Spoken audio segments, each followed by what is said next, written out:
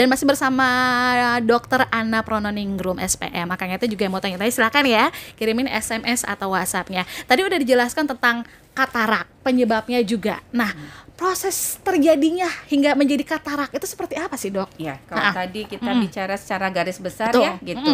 Mungkin kita sekarang akan bicara lebih detail lagi gitu. Jadi katarak gitu, itu tuh berasal dari kata katar dulu ya gitu, yang membawa itu tuh semacam ada air terjun. Jadi kalau pasien yang menderita katarak, dia seperti melihat ada semacam air terjun atau semacam kalau kita bilangnya seperti ada asap. Ada asap, gitu ya. Nah itu akibat dari yang tadi kita sampaikan bahwa kekeruhannya itu, asapnya itu berasal dari lensa yang keruh. Lensa di mana? Lensa itu ada di belakang kornea kita. Kalau di mata bagian depan kita itu namanya kornea ya. Jadi kalau yang putih-putih di kornea itu bukan katarak, tapi katarak itu ada di dalam mata kita ya, di belakang kornea kita gitu. Nah, akibat dari katarak ini penglihatan seseorang makin lama makin buram makin menurun ya gitu, tapi tidak disertai dengan mata merah. Ada penglihatan yang buram akibat dari mata merah, tapi kalau ini tidak gitu ya. Jadi penglihatannya buram tetapi mata tidak merah. Terus diukur kacamata, misalnya dia datang ke toko kacamata pakai kacamata, nggak bisa juga karena kelainannya ada pada lensa ya gitu. Nah, apa saja tadi yang penyebab dari katarak? Yang terutama adalah faktor usia ya gitu. Karena faktor usia lensa akan mengalami kekurangan nutrisi yang ada sehingga akan menyebabkan terjadinya katarak. Apakah itu patologis atau itukah suatu penyakit gitu? Pada dasarnya itu suatu hal yang fisiologis karena setiap orang itu bisa mengalami katarak nanti pada saat usia tua. Walaupun tidak selalu ya, sama dengan uban. Uban itu ada yang muncul lebih awal ya gitu. Ada yang sudah sepuh gitu tapi masih hitam mengkilap. Masih hitam aja gitu. Sama dengan katarak juga ya gitu. Nah, penyebab salah satu faktor usia ini juga faktor pengaruh lingkungan ya. Kalau di daerah yang sejuk ya gitu, biasanya angka kataraknya relatif lebih rendah ya gitu. Walaupun ada tetap karena faktor usia ya. Tetapi pada daerah yang panas, misalnya di daerah pantai gitu ya, daerah gurun gitu, itu angka katarak akan lebih tinggi karena ada faktoran dari paparan UV light gitu ya. Sehingga sebaiknya gitu pada orang-orang atau yang ada di lingkungan yang panas seperti petani misalnya, kemudian nelayan ya gitu, menggunakan kacamata pelindung gitu sehingga tidak mempercepat munculnya katarak. Lucu juga ya kalau misalnya nelayan pakai kacamata itu ya, Dok ya. Mungkin lucu ya gitu, tetapi karena mungkin belum terbiasa mungkin gitu ya. Seperti halnya pada petani kita ya. Petani kita dulu itu menggunakan topi yang sangat lebar. Dia tidak menggunakan kacamata tapi menggunakan topi yang sangat lebar. Fungsinya apa? Itu juga salah satunya melindungi mata juga agar tidak terkena paparan panas secara langsung ya gitu. Cuman sekarang kan topinya jadi topi yang kecil ya gitu, tidak menggunakan topi yang lebar lagi. Tapi itu adalah salah satu proteksi. Kemudian apalagi selain faktor usia ya gitu. Pada anak-anak, bayi baru lahir pun bisa mengalami gangguan yang disebut dengan katarak. Begitu lahir dia ada putih di tengah matanya. Nah, itu adalah katarak yang dibawa sejak lahir. Kenapa bisa terjadi katarak pada saat bayi baru lahir ya? Karena biasanya ibunya mengalami infeksi virus pada saat kehamilan ya gitu. Makanya dibutuhkan adanya kontrol antenatal care ya untuk memeriksa apakah ibunya dalam kondisi sehat sehingga insya Allah anaknya juga akan mengalami sehat juga. Tapi kalau ibunya mengalami infeksi, ada demam, rubella gitu ya, itu anaknya bisa mengalami gangguan yang disebut dengan katarak itu gitu.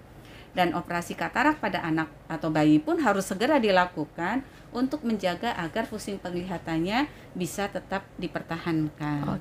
Tapi faktor keturunan bisa juga nggak, Dok? Faktor keturunan sebenarnya tidak, ya gitu. Tapi lebih banyak akibat dari faktor infeksi ya aja. Gitu. Tapi bilang, iya orang tua saya dulu juga katarak di usia tua gitu. Apakah saya nanti akan keturunan? Sebenarnya bukan faktor keturunan, karena faktor usia aja gitu. Karena memang semakin tua, angka katarak juga akan semakin tinggi gitu ya. Selain dengan faktor lingkungan. Apakah hanya anak dan pada orang dewasa, orang tua saja? Orang dewasa pun bisa terjadi katarak menjadi lebih cepat. Salah satu faktornya yaitu adalah penggunaan obat tetes mata yang tidak sepengetahuan dokter. Mata merah mengajar sedikit, tetes obat tetes mata. Oh, itu bahaya juga, Dok? Bahaya. Aku suka pakai itu. Ya, gitu. Karena itu akan mempercepat munculnya katarak akibat faktor dari obat yang ada di dalam kandungan itu yang kita sebut dengan steroid. Namanya adalah drug induced steroid ya. Jadi kataraknya bisa muncul lebih cepat diakibatkan efek dari obat. Ya, sehingga kalau misalnya menggunakan obat tentunya harus tahu fungsi dari obat itu ya, sehingga tidak menimbulkan efek yang lainnya. Ya. Terus apa lagi yang bisa menyebabkan terjadinya katarak? Salah satunya akibat faktor trauma. Ya, gitu. Misalnya ada benturan, misalnya pukulan yang mengenai daerah sekitar mata bisa menyebabkan terjadinya goyangan atau lepasnya lensa itu dari pegangannya yang kita sebut dengan zonula zinii. Akibat dari letak lensa itu yang tidak sempurna di dalam mata akibat suatu benturan, itu bisa menyebabkan terjadinya kekeruhan pada lensa juga yang kita sebut dengan katarak traumatik. Ya. Jadi banyak sekali macam-macam faktor pengaruh akibat dari katarak ya. Yang intinya pada dasarnya bahwa yang disebut dengan katarak adalah lensa yang keruh gitu. Sehingga nanti pada saat operasi misalnya ada pasien yang nanya, habis operasi katarak, bisa nggak dok kataraknya muncul lagi? Insya Allah tidak, karena lensa di dalam mata kita kan hanya satu. Kalau sudah operasi kataraknya sudah diambil, sudah diganti lensa yang baru, insya Allah tidak ada katarak lagi, karena katarak adalah lensa yang keruh. Siap. Nah, kalau keluhan yang dirasakan nih dok, awal-awal kira-kira awal pas mau terkena katarak, kira-kira keluhannya itu seperti apa dok? Nah, keluhannya apa sih dengan katarak? Keluhan pada mata itu tuh kan dua, ya. Satu, penglihatan buram atau matanya merah, ya gitu. Nah, kalau katarak ini tidak ada mata merah, tapi penglihatannya buram. Buramnya itu secara perlahan-lahan, bukan secara tiba-tiba. Yang tadinya bisa melihat dengan jelas, makin lama makin buram gitu ya. Dan butuh waktu yang relatif cukup lama gitu ya gitu. Tetapi matanya tidak merah, kemudian dia akan mengeluh, kok penglihatan saya mulai buram ya gitu, sehingga dia ada usaha untuk kontrol ya, atau periksa ke dokter ya gitu.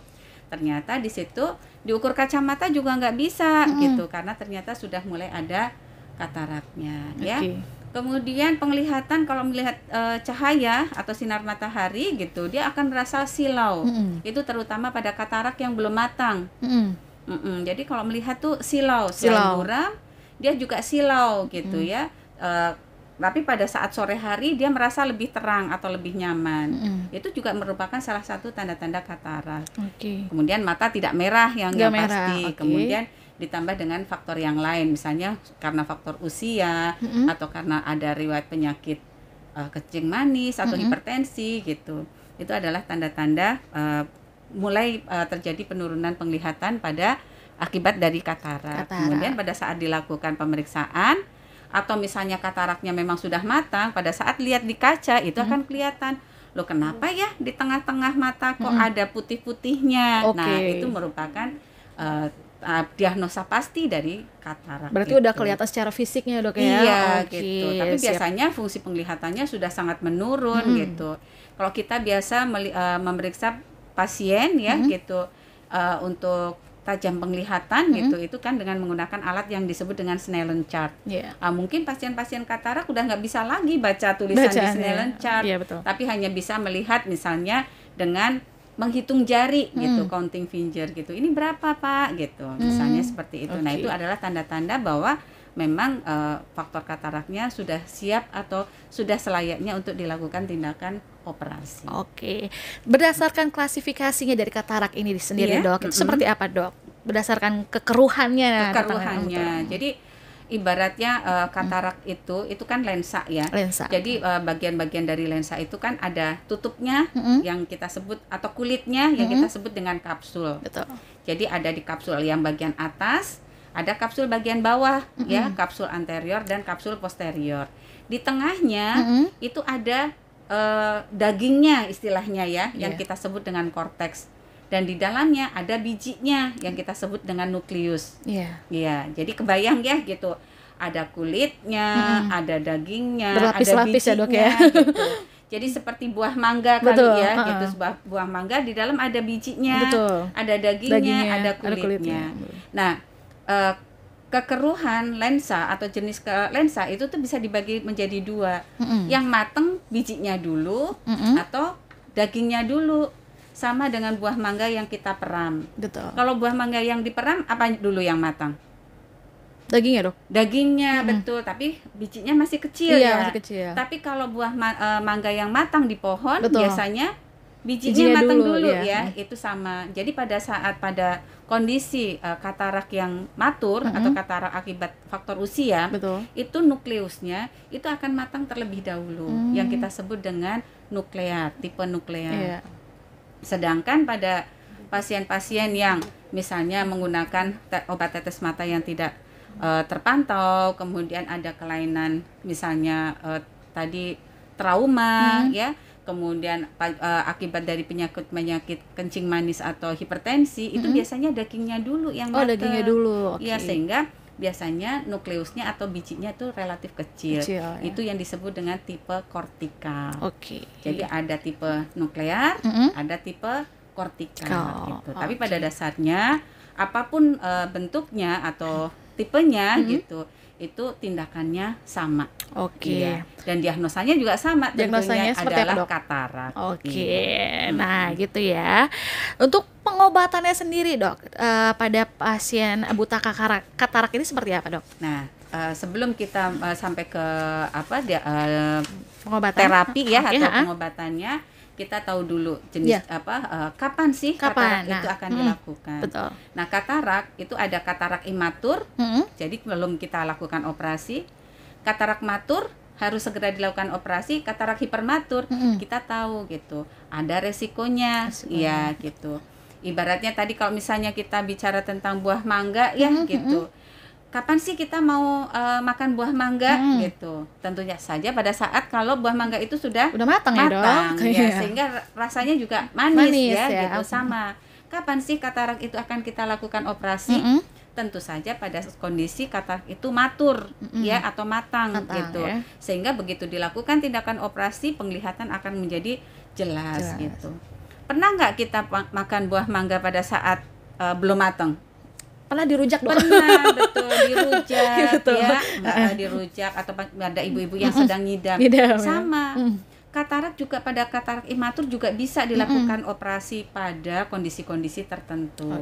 Ya, seperti punten kita ya gitu. Mungkin dengan katarak yang belum matang saja, karena kita menggunakan pekerjaan yang fokus dengan menggunakan mata ya gitu. Itu walaupun kita kataraknya belum matur, mungkin kita harus sudah membutuhkan untuk dilakukan tindakan operasi karena sudah mengganggu aktivitas fungsi kita, kegiatan kita. Tetapi punten beda dengan yang petani, nelayan, mungkin dengan penglihatan yang sama dengan kita gitu, dengan katarak imatur gitu, tapi mungkin mereka tidak masalah karena kan mungkin tidak fungsi penglihatannya dipakai untuk penglihatan yang secara luas gitu.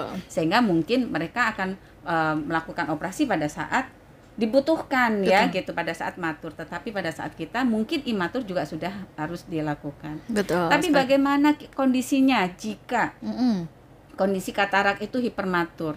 Ibaratnya buah mangga ya gitu, buah mangga yang ada di pucuk pohon gitu. Apa yang akan kita lakukan? Mungkin kita biarkan karena biarin kita aja dulu ya dok ya, belum gitu. matang ini kan. Dan itu tidak boleh terjadi pada katarak ya gitu. Karena kalau misalnya itu terjadi, akibatnya akan terjadi yang disebut dengan katarak hipermatur tadi.